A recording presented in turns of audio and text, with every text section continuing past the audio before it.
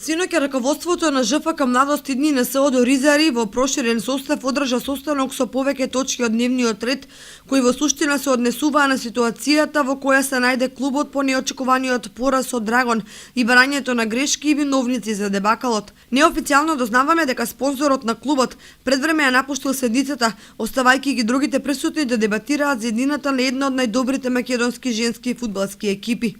Низ дискусиите провејувале барањата за смена на тренери, раскинување на договорите со ангажираните засилувања, одложување на барем едно коло од првата лига заради консолидација на состојбите и други помалку панични решенија.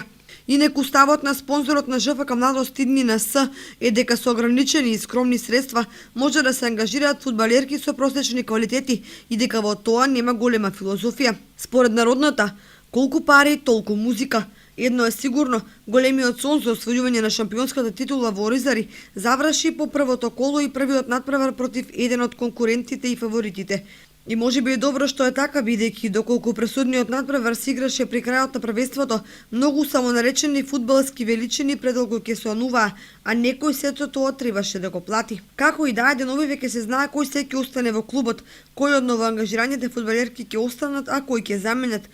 И конечно, каква ќе биде понатамошната судбина на минатогодишниот финалист за Купот на Македонија.